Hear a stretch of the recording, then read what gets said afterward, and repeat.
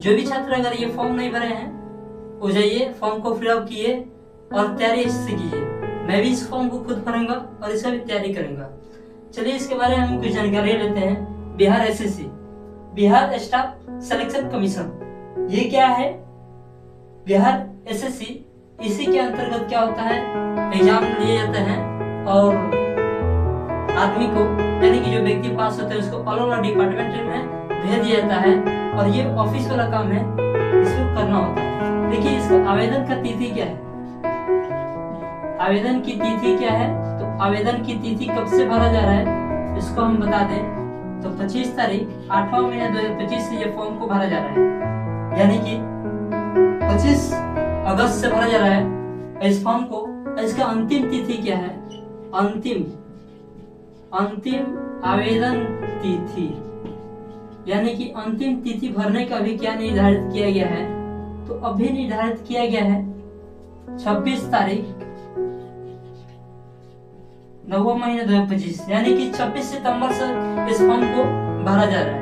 इस फॉर्म को भरा जाएगा। इस फॉर्म के लिए क्या क्या डॉक्यूमेंट्स की आवश्यकता है? तो डॉक्यूमेंट्स की बात करें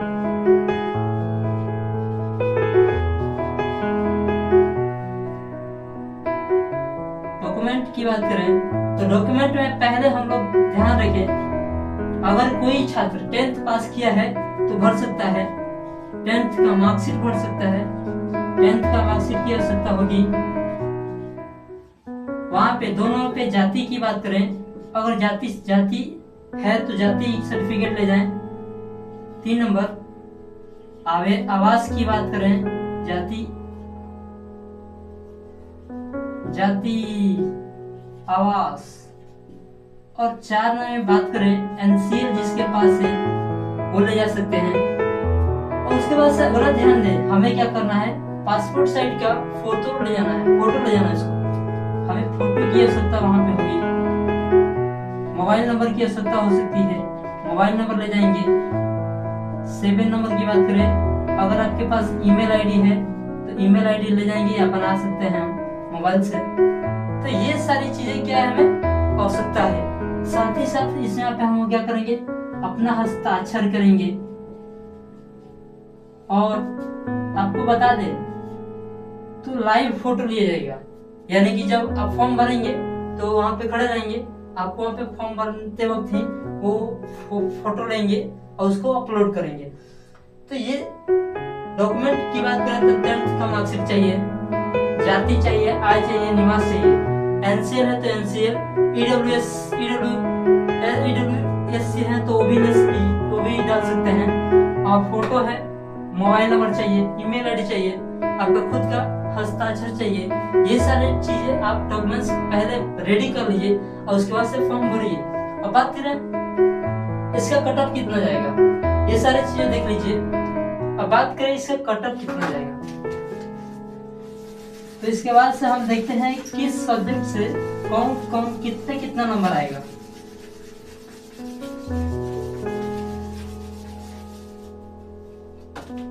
तो देखिए यहाँ पे सामान्य अंकगणित,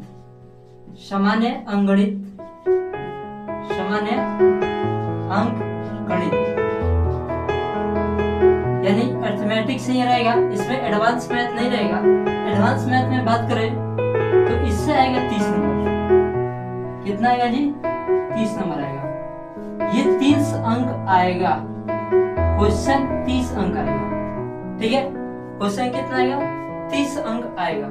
इसमें सबसे इम्पोर्टेंट जो चैप्टर है उसका नाम बता दें तो परसेंटेज हो गया, जो कि इम्पोर्टेंट चैप्टर होता है। प्रॉफिट लॉस हो गया, और उसके बाद से बता दें टाइम एंड डिस्टेंस हो गया, टाइम स्पीड या डिस्टेंस, टाइम स्पीड डिस्टेंस हो गया। और बात करें तो SICI हो गया, SICI हो गया, SI और CI हो गया। उसके बाद से बात करें तो LCM एंड HCF, ये सारी चीजें इंपॉर्टेंट है। ये जितने भी चैप्टर हैं लगभग अगर आप इन सारे चैप्टर को कर लेते हैं तो आपकी पूरी संभावना है कि रिजल्ट अच्छा बेहतर जाएगा। परसेंटेज हो गया पहला चैप्टर, दूसरा प्रॉफिट लॉस, तीसरा टाइम एंड डिस्टेंस हो गया, एसआई हो गया, सीआई होगा, एलसीएम एचसीएफ हो गया, मिक्सचर का क्वेश्चन हो गया।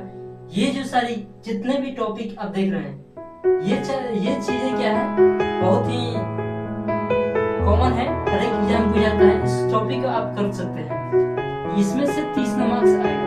अब बात करें सामान्य ज्ञान में। सामान्य ज्ञान से कुल टोटल अंक रहेगा वो 40 नंबर का रहेगा। कुल सामान्य अंक जितने भी सामान्य ज्ञान से बात करें तो इसमें से टोटल मार्क्स जो आएगा वो 40 अंक का आएगा। मैथ में 30 अंक का था, लेकिन सामान्य ज्ञान में 40 अंक का होगा। इसमें हम बात करें तो भारत का इतिहास होगा, जो कि बहुत ही लेंदी है। इसको 3 भागों में बांटा गया है, सबको पढ़ेंगे। उसके बाद से हम भूगोल इसमें देखेंगे, अर्थशास्त्र भी रहेगा,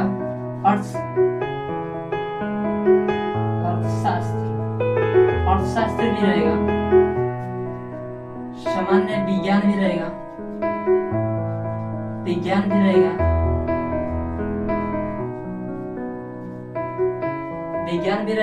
और ये सारी चीजें आपको देखने को मिलेंगी। तो ये जितना चैप्टर है इसमें से 40 अंक आएगा। और इसमें ये नहीं है कि इतना ही है, नहीं, इसमें भी भारत के इतिहास की बात करें, उसके बाद से हम लोग यहाँ पे राजनीति की बात करें, राजनीति शास्त्र भी आएगा।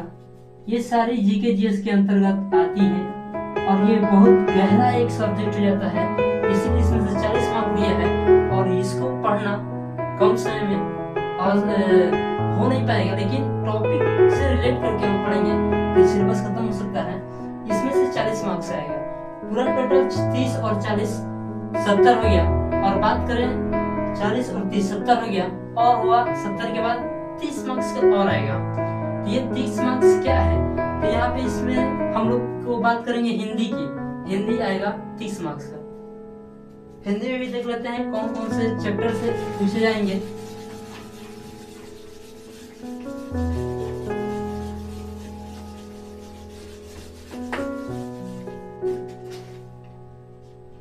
हिंदी, इसमें से टोटल मार्क्स आएगा, टोटल जो अंक आएगा वो 30 अंक का हो जाएगा, 30 नंबर का हो जाएगा, 30 अंक का हो जाएगा, 30 नंबर का आएगा। पूरा टोटली मिला के हमें हो जाएगा 100 मार्क्स। तो बिहार एसएससी में जो क्वेश्चन पूछे जाएंगे 100 मार्क्स से पूछे जाएंगे। कटअप की बात करेंगे, कटअप कितना आ सकता है। अब देखिए हिंदी में क्या आएगा, आप जानते हैं संज्ञा आएगा, सर्वनाम रहेगा, क्रिया रहेगा, मुहावरे रहेंगे,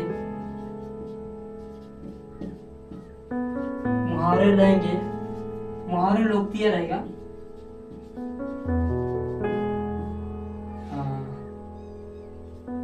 प्रत्यय उपसर्ग आएंगे। उसके बाद से 10th क्लास का गद्य और पद्य से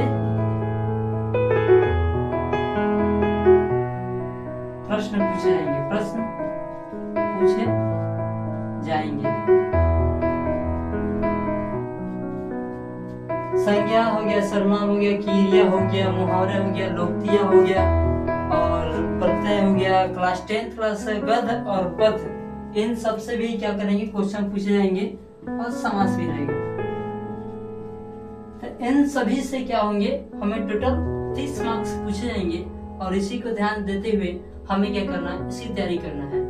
तो इसमें से अगर हम देखते हैं हिंदी में तो 25 नंबर कम से कम लाना है, ठीक है। मैथ की बात करें तो उसमें 25 अंक लाना पड़ेगा। और बात करें जीके जिसकी तो उसमें 25 अंक लाना पड़ेगा। तो 25 या 75, अगर जो लड़का 75 नंबर लाता है, जो कि हाईएस्ट हो गया एक तरीके का, तो उसका रिजल्ट बनने लायक है। क्योंकि कटअप की बात करें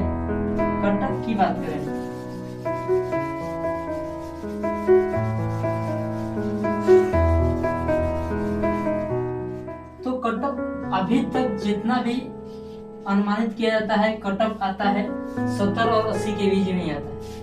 तो 70 और 75 और 80 इतना के बीच में जो लड़का मार्क्स अपना ला ले रहा है, तो ये कट ऑफ के अंदर है। 70 के ऊपर गया यानी कट ऑफ के ऊपर है, और ये 70 से जितना अधिक रहेगा उसका रिजल्ट उतना ही पॉसिबल होगा।